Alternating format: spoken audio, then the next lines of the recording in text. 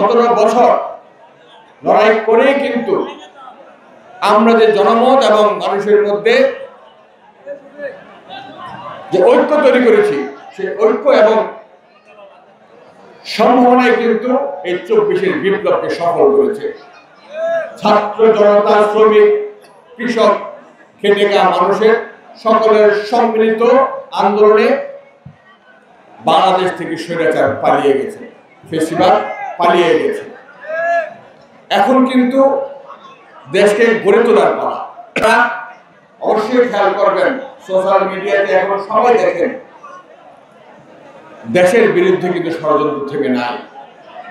দেশি বিদেশি ষড়যন্ত্রকারীরা কিন্তু সক্রিয়। অনলাইন অফলাইনে বিভিন্ন ধরনের গুজব ছড়াচ্ছে, বিভিন্ন ধরনের প্রপাগান্ডা হচ্ছে। টানা 7ম-বারের মতো বেস্ট টিস্যু পেপার ব্র্যান্ড হিসেবে স্বীকৃতি পেয়েছে বসুন্ধরা টিস্যু। আবার পালিয়ে যাওয়া ফ্যাসিবাদ, পালিয়ে যাওয়া কোন গোষ্ঠীর ষড়যন্ত্রকে বাস্তবায়ন করার জন্য বিভিন্ন ধরনের তৎপরতা আমরা লক্ষ্য করছি। আমরা জাতীয়তাবাদী দল মানুষের জন্য রাজনীতি করি। মানুষের মঙ্গল এবং মানুষের সমৃদ্ধি আমাদের লক্ষ্য। আমরা তাই বলতে চাই, আমরা রক্ত দিয়ে বাংলাদেশে 24-এর বিপ্লবকে যেমনি সফল করেছি, প্রয়োজনে যদি রক্ত আরো দিতে হয়, আমরা এই সফলতা ধরে রাখার জন্য সফল হতে হবে। কোন অপশক্তি, কোন ডেভিল আমাদের এই অর্জনকে নস্যাৎ করতে পারবে না। আমরা জাতীয়তাবাদী দল সজাগ রয়েছি। আপনারা আপনাদের ভাইদেরকে, আপনাদের বোনদেরকে, আপনাদের মুরিদদেরকে পাহারা দিবেন, কোন অপশক্তি যেন কোন ধরনের নিপীড়ন এবং নির্যাতন এবং জুলুম করতে না পারে। 90-তে কিন্তু আমরা এরশাদের পতন ঘটিয়েছি। আমরা কিন্তু 111-এ মঈনুদ্দিন ফখরুদ্দিনের শক্তির বিরুদ্ধে লড়াই করে জয়ী হয়েছি। আমরা কিন্তু শেখ হাসিনা সহ শেখ হাসিনার পুলিশ বাহিনী, শেখ হাসিনার বিভিন্ন বাহিনীর বিরুদ্ধে লড়াই করে কিন্তু আমরা জয়ী হয়েছি। আপনাদেরকে কিন্তু বিষয়টা মনে রাখতে হবে।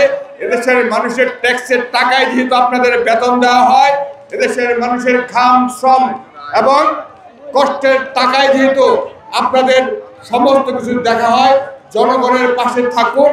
কোনো পেশি শক্তি, কোনো অন্যায়কারী, কোনো জুলুম ডেভিলের পক্ষ নিয়ে আপনারা আপনাদের চেয়ারকে কলঙ্কিত করার চেষ্টা করার দরকার নাই। আমরা বলতে চাই, আমরা পাশে থাকতে চাই, আমরা সহযোগিতার হাত বাড়িয়ে দিতে চাই।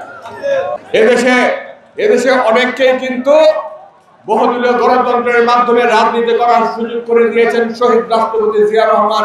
ভুলে যায়েন না 71-এ কার কি ভূমিকা ছিল, ভুলে যায়েন না।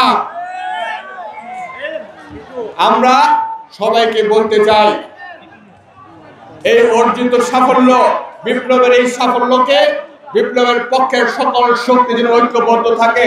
নিজেরা কাদা ছুরি করে নিজেরা নিজেদের প্রতিপক্ষ হয়ে পালিয়ে যাওয়া ফ্যাসিবাদকে অথবা দেশি বিদেশি ষড়যন্ত্রকারীদেরকে সুযোগ দিয়ে নিজেদের পায়ে কুড়াল মারার দরকার নাই। আমরা যদি ঐক্যবদ্ধ থাকি, এই বাংলাদেশ সাম্য, মানবিক মর্যাদা, অর্থনৈতিক মুক্তি এবং সামাজিক ন্যায় বিচার প্রতিষ্ঠা আমরা করে ছাড়ব ইনশাআল্লাহ।